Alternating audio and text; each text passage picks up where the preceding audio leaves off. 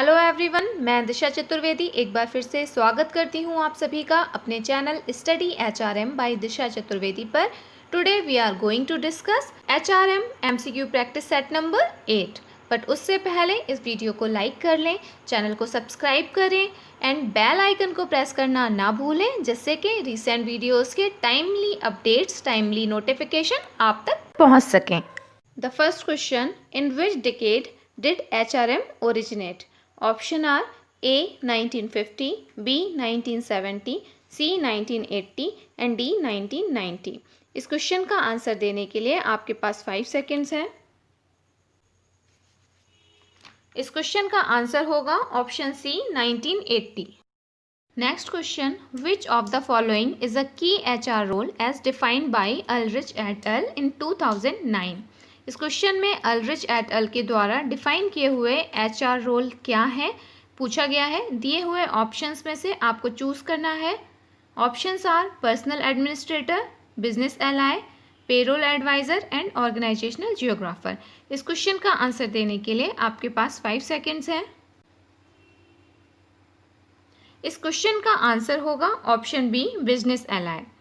अल्रिच et al and उनके colleagues ने 6 की रोल्स फॉर HR प्रैक्टिशनर दिए थे, जो कि credible activist, culture and change steward, talent manager, organisational designer, strategy architect, operational executor and business ally थे। So इस क्वेश्चन में ओनली बिजनेस एलाय दिया गया है। उनके द्वारा दिए हुए जो मेन की HR रोल थे या HR फंक्शन थे। सो इस क्वेश्चन का आंसर होगा option B business ally. Next question, the term emotional labour is associated with which author? A Arlie Hochschild, B Stephen Fineman, C David Sims and D Yiannis Gabriel. इस question का answer देने के लिए आपके पास 5 seconds है।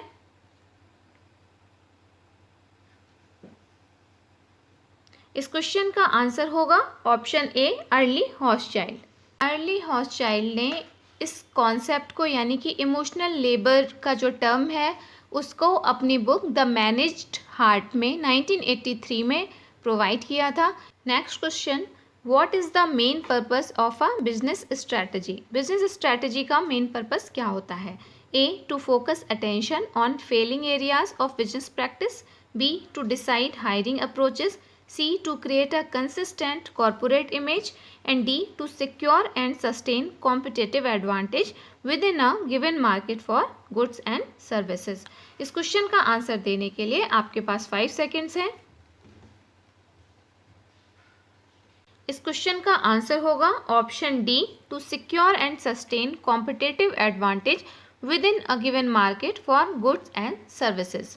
Business strategy की कई सारी डेफिनेशंस हैं, जिनमें ज़्यादातर डेफिनेशन बिजनेस स्ट्रेटजी टर्म को रिफर करती हैं, वो तरीका जिसके थ्रू कोई कंपनी मार्केट में कॉम्पिटिटिव एडवांटेज प्राप्त करती है। सो इस क्वेश्चन का आंसर होगा option D. Next question, when employing immigrants managers must be aware of a country of origin, B culture, C relevant legislation and D religion.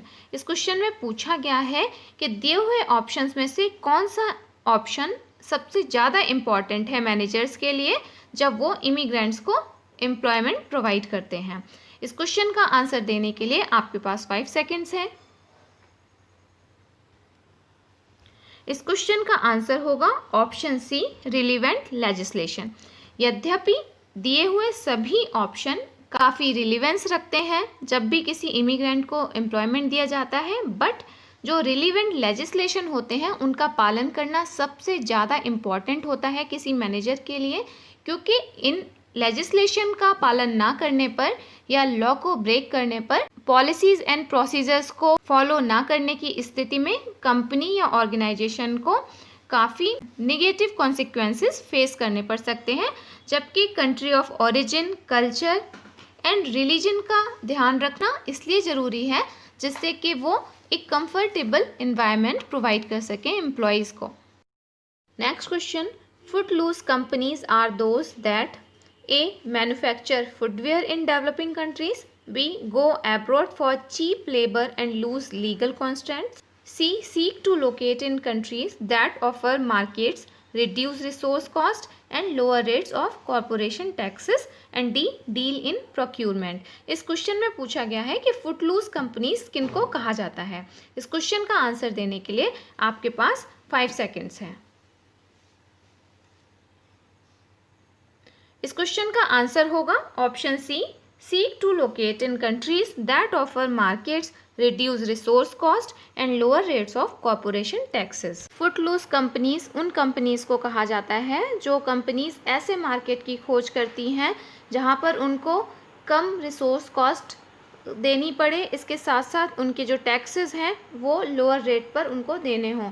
सो इसके लिए वो ऐसी कंट्रीज़ को सर्च करती हैं जहां पर lower rates of corporation and other taxes हों, इसके साथ साथ जो रिसोर्सेज की कॉस्ट हो वो भी काफ़ी रिड्यूस्ड रेट पर अवेलेबल हो। Next question, boundary crossing is an activity that A creates internal organizational conflict between different departments as they compete to generate new practices. B occurs when organization advance into new areas of the market. C undermines the integration of an organization through the breakdown of the departmental boundaries. And D is focused upon achieving internal organizational integration between various organizational roles and units in order to generate creativity and synergy। इस question में पूछा गया है कि boundary crossing की जो activity होती है वो क्या है। इस क्वेश्चन का आंसर देने के लिए आपके पास 5 सेकेंड्स हैं। इस क्वेश्चन का आंसर होगा ऑप्शन डी, बाउंड्री क्रॉसिंग एक ऐसी एक्टिविटी होती है जिसमें इंटरनल ऑर्गेनाइजेशनल इंटीग्रेशन को अचीव करने की कोशिश की जाती है। बाउंड्री क्रॉसिंग का मतलब होता है जब एक रोल से दूसरी रोल में इंटीग्रेशन किया जाए एंड डिफरेंट यूनिट्स आपस में इंटीग्रेट होते हुए ऑर्गेनाइजेशन के ऑब्जेक्टिव्स को अचीव करने का प्रयास करें, that is called boundary crossing. Next question, procedures provide for an important element of consistency in managerial. A direction, B strategy, C recruitment and D decision making।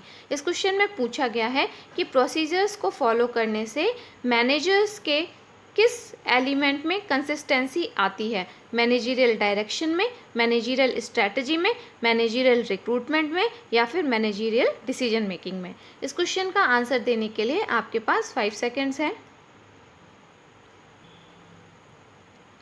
इस question का answer होगा option D, decision making.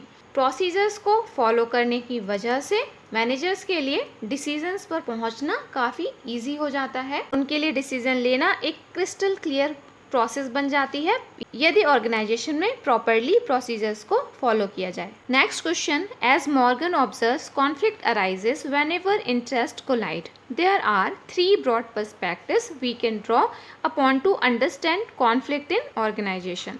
Which of these is not one of the 3 perspectives identified? इस question में कहा गया है कि Morgan observe करते हैं कि 2 पार्टियों के इंटरेस्ट के आपस में टकराने की वजह से कॉन्फ्लिक्ट पैदा होता है और मेनली 3 ब्रॉड पर्सपेक्टिव हैं जिनके थ्रू किसी ऑर्गेनाइजेशन में कॉन्फ्लिक्ट को समझा जा सकता है। इस क्वेश्चन में पूछा गया है कि दिए हुए ऑप्शंस में से वो कौन सा ऑप्शन है जो उन 3 पर्सपेक्टिव्स के अंतर्गत नहीं आता। इस क्वेश्चन का आंसर देने के लिए आपके पास 5 सेकेंड्स हैं। इस क्वेश्चन का आंसर होगा ऑप्शन बी, प्रैक्टिशनर। बेसिकली जो 3 पर्सपेक्टिव्स हैं कॉन्फ्लिक्ट को आइडेंटिफाई करने के, समझने के, वो हैं unitary perspective, pluralist perspective and radical perspective. जो यूनिटरी पर्सपेक्टिव है उसका मानना है कि ऑर्गेनाइजेशन में प्रत्येक व्यक्ति एक कॉमन इंटरेस्ट को फॉलो करता है।